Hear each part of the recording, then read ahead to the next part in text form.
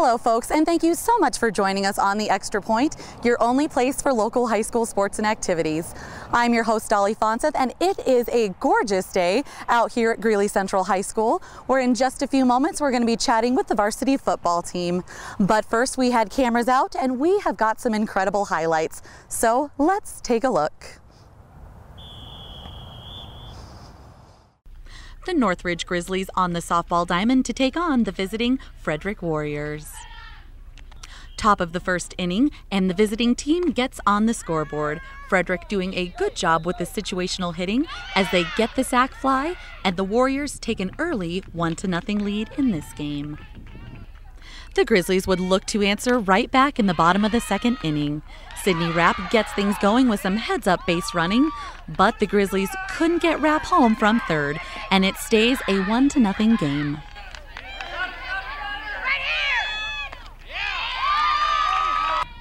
The Warriors would put another run on the board in the third inning as they upped their lead 2-0 over the Grizzlies.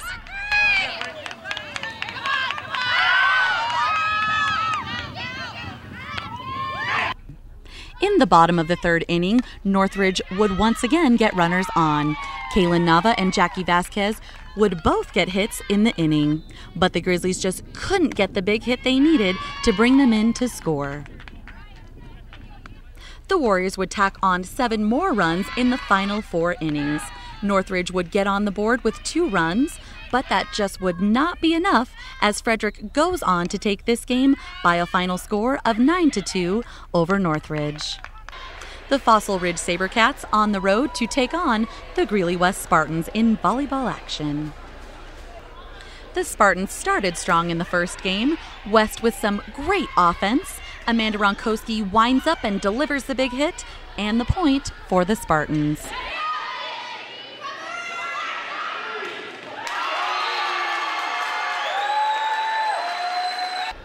West opened an early lead to get this game started.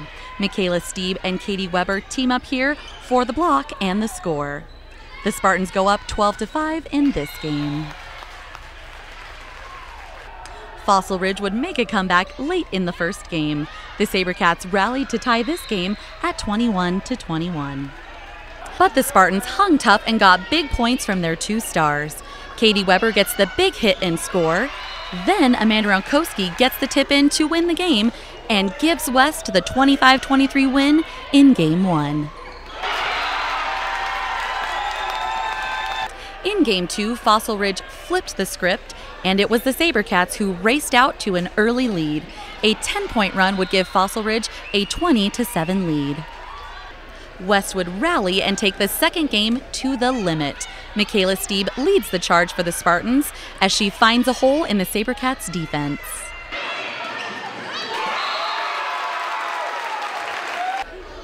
When Katie Weber puts this shot off of 2 Sabercat defenders for the point, West had come all the way back to make it a 20-22 game.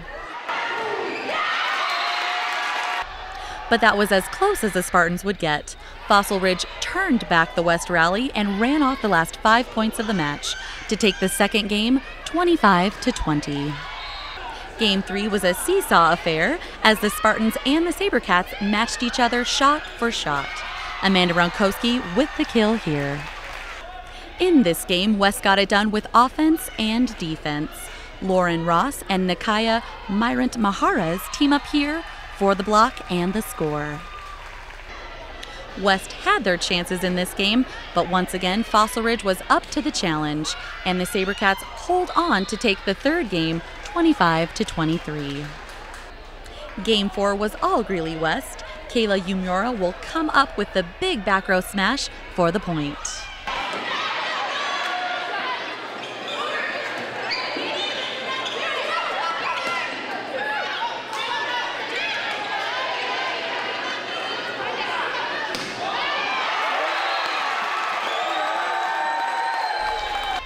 Then Michaela Stieb goes through the defense for the score, and the Spartans put things in cruise control.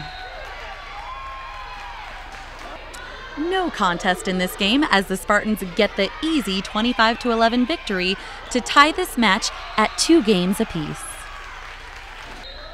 In the deciding fifth game, both teams would battle for control. Amanda Ronkowski comes up big for the Spartans here. Defensively, the Spartans hung tough to keep this deciding fifth game close. But it would be the SaberCats who hang on to win the deciding fifth set, 15-10, and they take the match 3-2 in a thriller.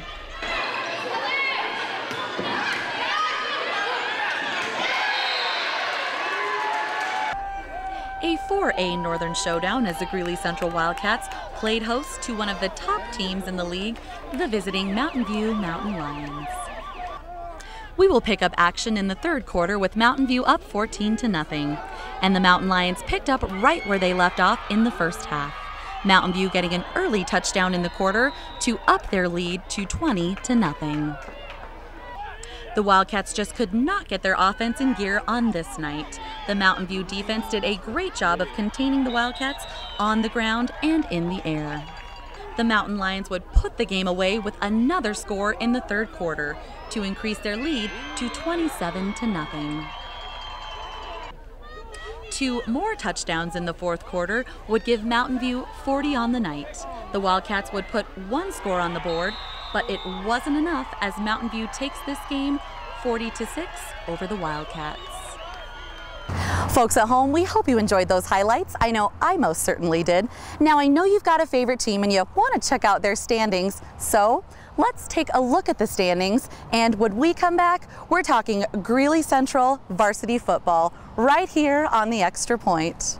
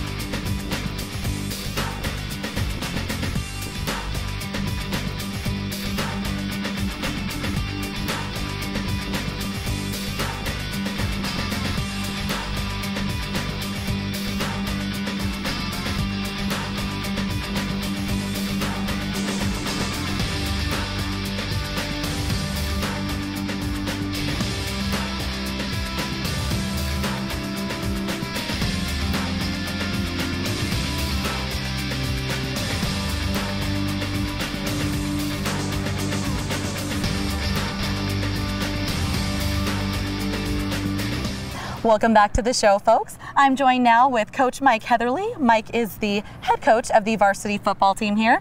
Thank you so much for taking time to chat with us today. Oh, you're welcome. Anytime. Absolutely. Well, Mike, why don't you tell us a little bit about your senior leadership on this team and how important they are for the chemistry of this team? Well, in my experience, and it's been about 35 years, and I can say I've had some great teams and, you know, some middle-of-the-road teams, but inevitably it comes down to senior leadership. I mean, anyone that wins championships or interested in winning championships better be planning on building a strong senior group. And so our group this year is not many. We have a small senior group of guys, but they've done a great job in leading our team.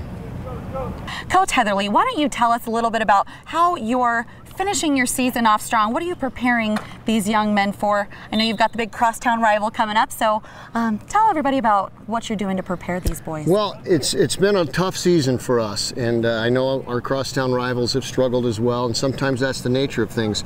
We took a tough loss to Windsor last week, who's ranked 4th in the state, and my comments to the players was, you know, that's what a good program looks like. That's our vision for you. That's what we expect. So down the road, we have a lot of young sophomores and juniors that are playing for us this year. As I mentioned, our senior class is small, so we've got a lot of young kids playing. So we just keep talking to them in positive positive ways and coaching them up. And in fact, we're meeting at my house tonight for Monday Night Football. We're trying to teach them the game of football. And so the whole story is to try to get these guys to play better each week. And the young guys are starting to get a little bit, and we've got some games. Niwat's a homecoming game coming up, Greeley West, Thompson Valley, and Longmont at the end. So we still think we've got some things to prove. Coach Heatherly, this is exciting to hear that the whole Monday Night Football thing, you're getting your team together. So what I would like to know, and I'm sure everyone else, the future of the Wildcat football team. Why don't you tell us a little bit about what you see for them?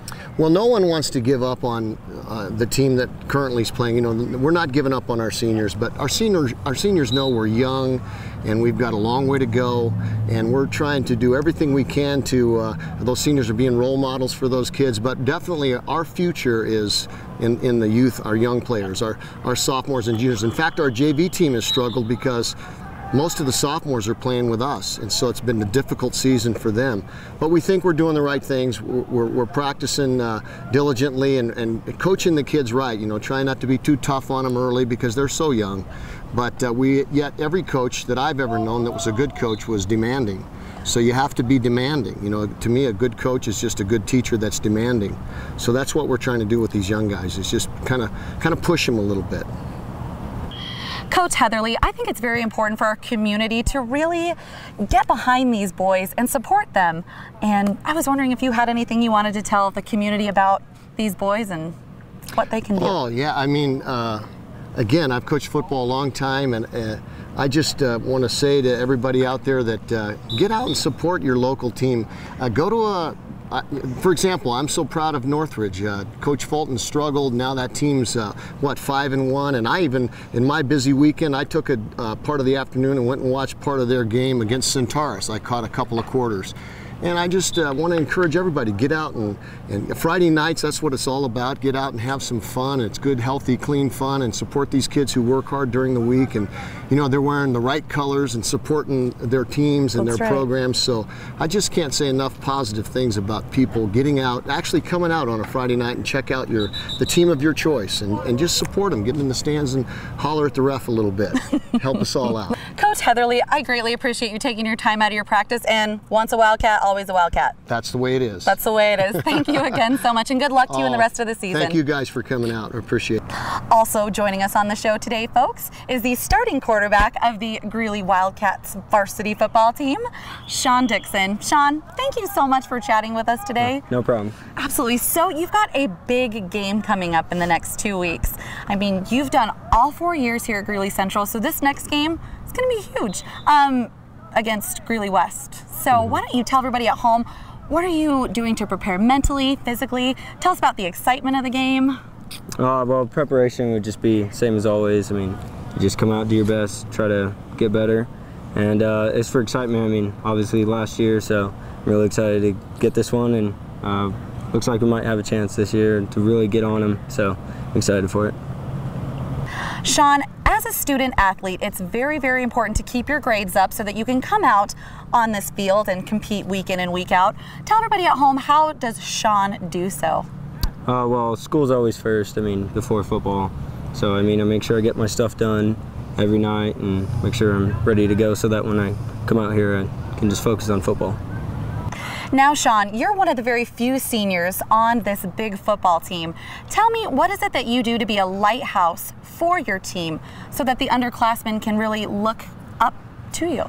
I'd say the most important thing for these young guys is to see guys lead by example.